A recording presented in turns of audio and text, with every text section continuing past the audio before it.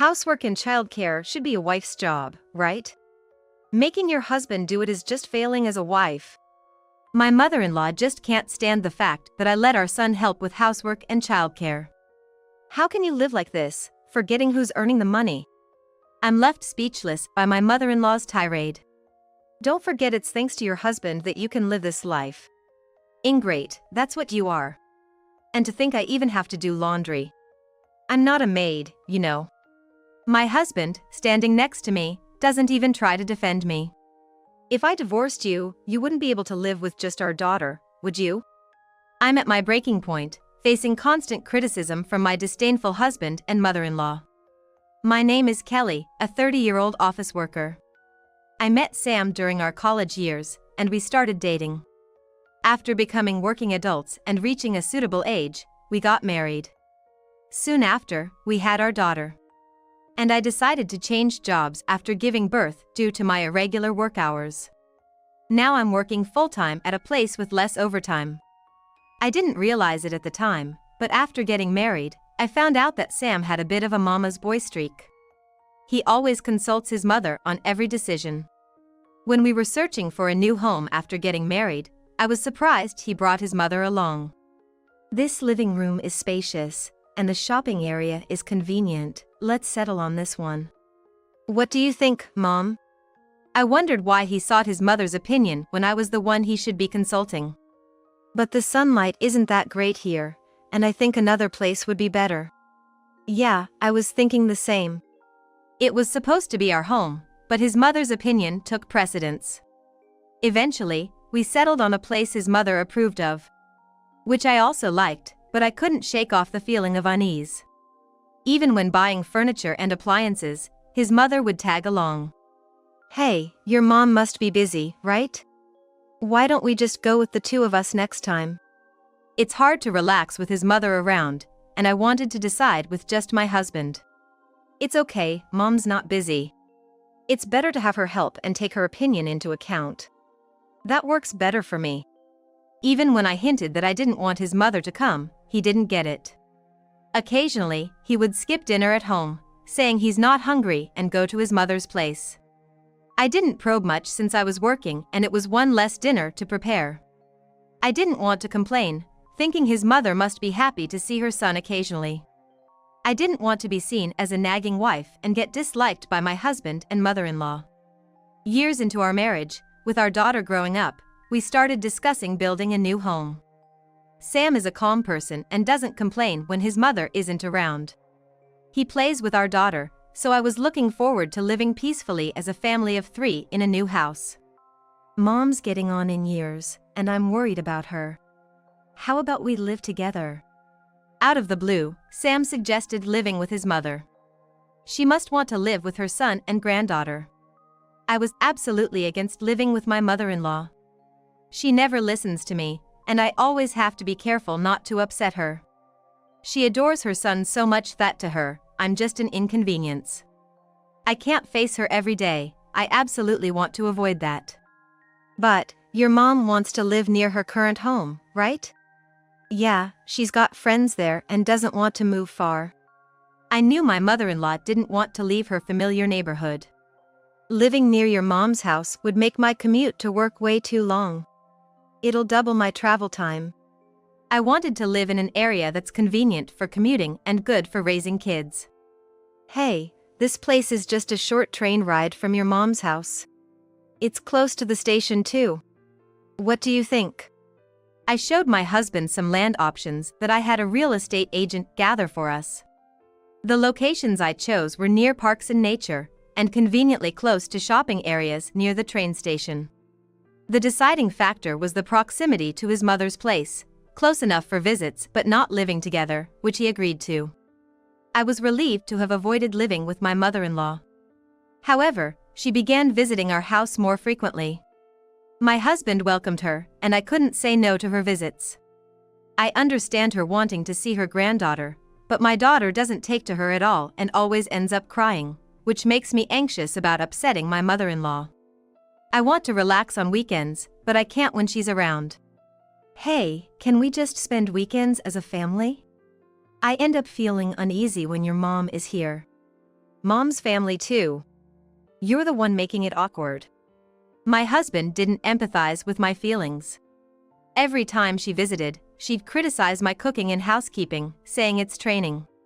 If something wasn't clean, she'd point it out, making me feel inspected.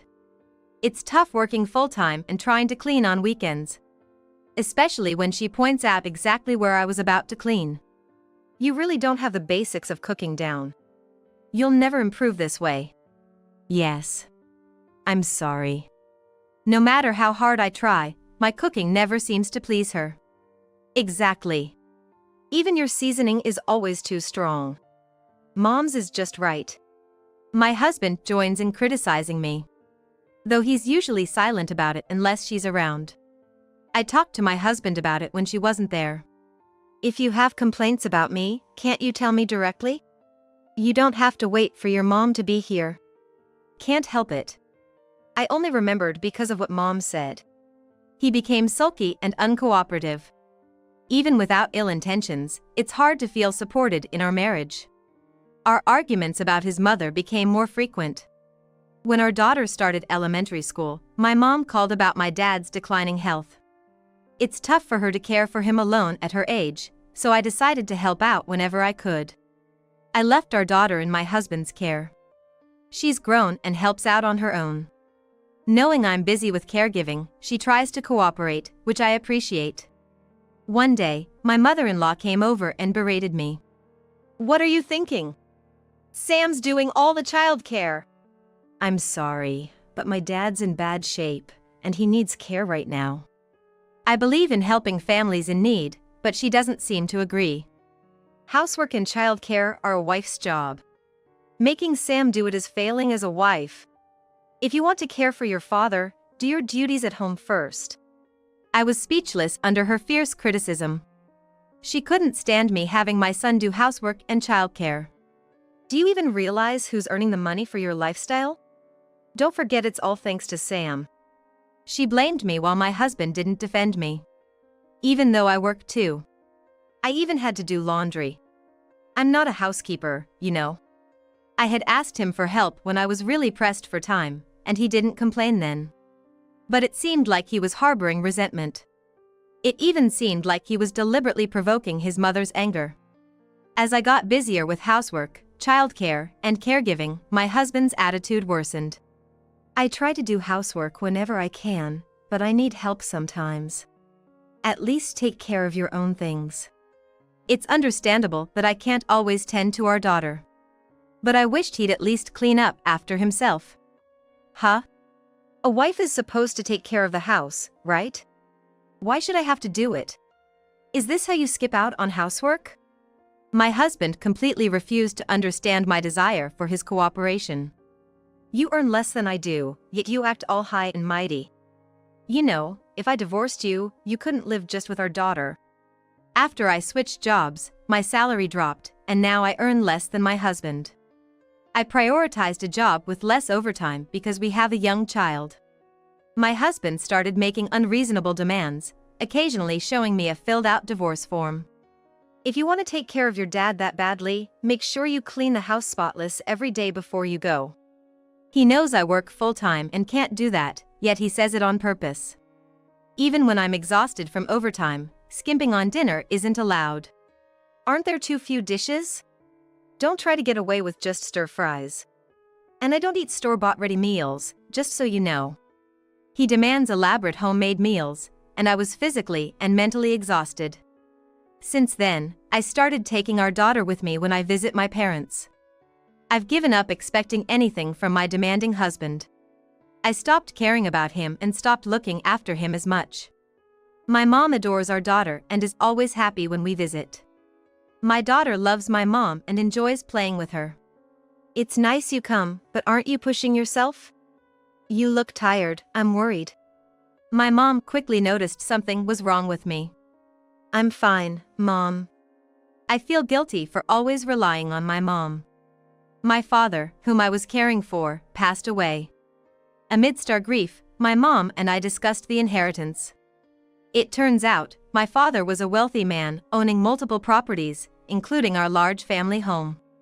The house is big enough to be called a mansion, old but well-maintained and still livable. Originally, it was just my parents living there. I remember my husband being surprised by the size of the house when he first visited to meet my parents. It's in a popular area for vacation homes. Surrounded by nature with great views, a place dear to my parents. This house is for Mom to keep living in, right? I naturally thought my mom would inherit and live there, but she had a different idea. About that, I think the house is too big for just me. It must be hard for my elderly mom to maintain such a big house. After discussions, it was decided that I would inherit the house, and my mom would move to a convenient apartment using the inheritance. After my father's funeral, I stayed at the mansion with my daughter to sort out his belongings and handle the inheritance paperwork. While I was working alone, my mother-in-law and husband suddenly showed up. "What are you doing here so suddenly? You've inherited this mansion, haven't you?" As she said this, my mother-in-law was looking around the mansion. "It's big enough for all of us to live together." Huh? Confused by what she meant, I asked her to clarify. "From today, we're living together. I'll thoroughly train you to be a proper wife in our family." She said this with a sly smile. Train me as a wife? I couldn't help but laugh at her words. I looked them both in the eye and said, "A wife in your family? Who are you talking about? I'm single now, you know." Huh? What are you talking about? They were confused, not understanding my words. "I've already proceeded with our divorce, so we're strangers now." "Too bad, you don't have a wife to train anymore." Huh? You think you can do that and get away with it? When I informed them about the divorce, both of them widened their eyes in shock. They clearly didn't expect me to actually file for divorce. "There's nothing to forgive," Sam himself signed the divorce papers. "How dare you talk back like that? A wife shouldn't defy her husband." My mother-in-law became furious and started yelling. In fact, just before my father passed away, I had submitted the divorce papers that my husband had been using as a threat. Even while I was caring for my father, my husband didn't help at all.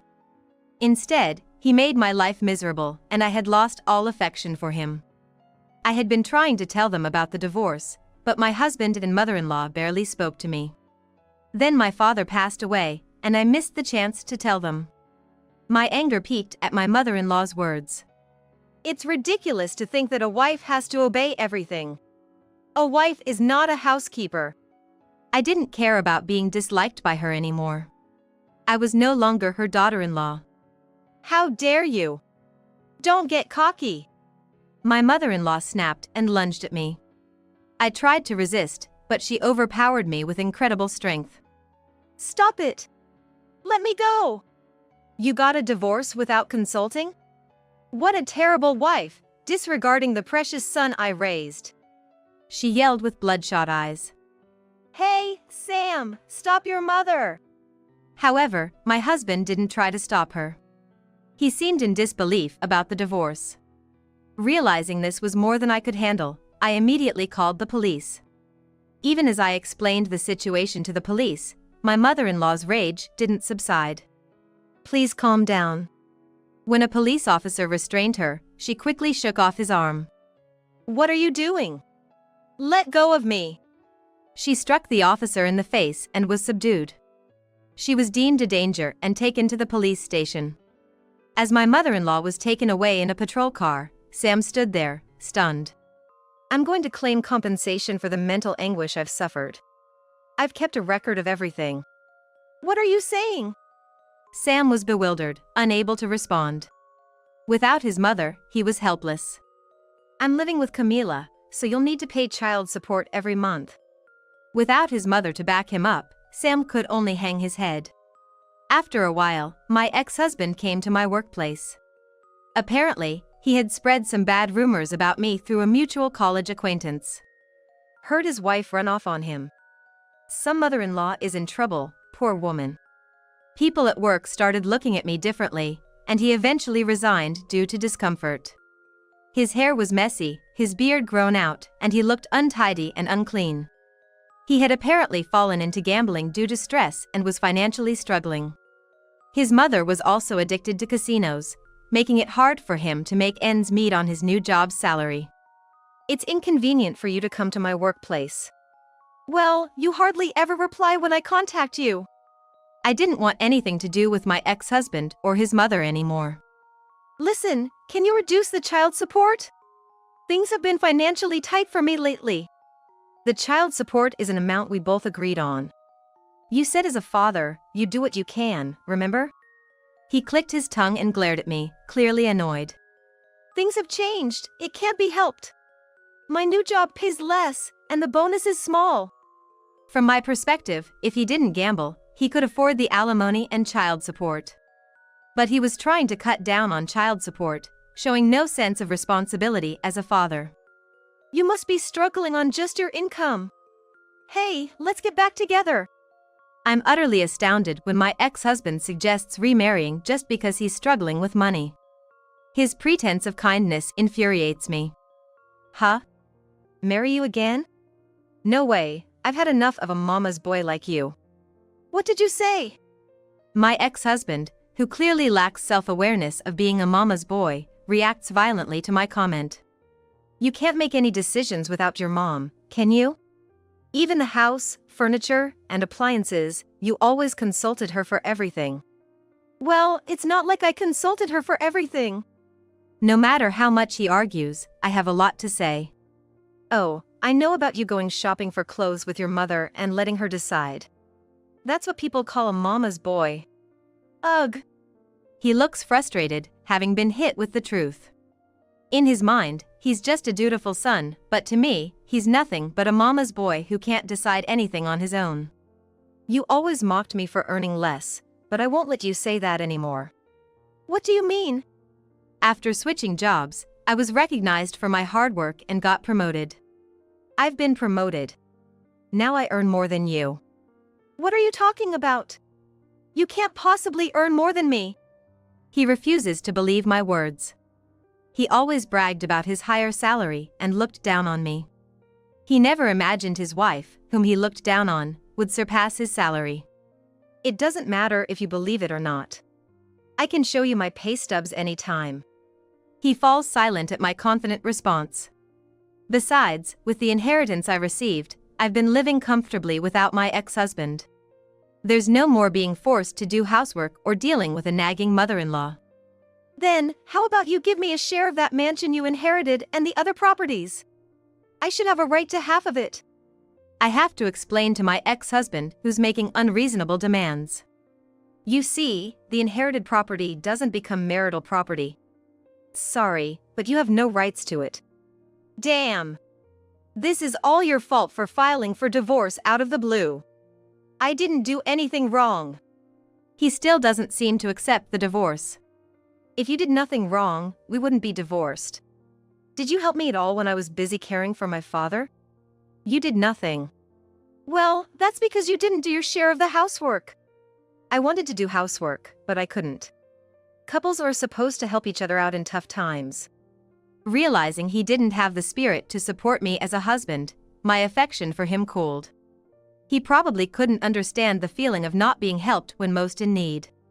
It's absurd that I work the same hours and still have to handle all the housework and childcare. What are you talking about? Housework and childcare are a wife's responsibilities. You're the one at fault for trying to push them onto me.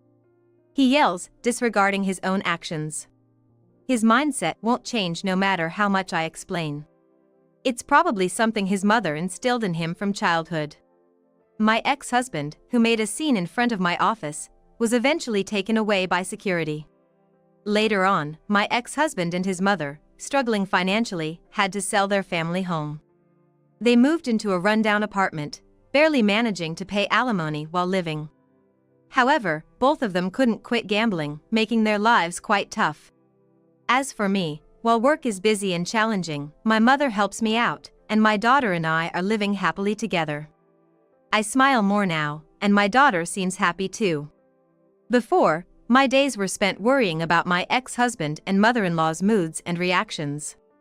But now, I want to live my life my way and show that to my daughter. I have to raise my daughter on my own from now on. The experience with my ex-husband made me realize the importance of parenting. I want to teach my daughter to be kind and to help others in need. No matter how tough it gets, I've decided to stay smiling and get through it.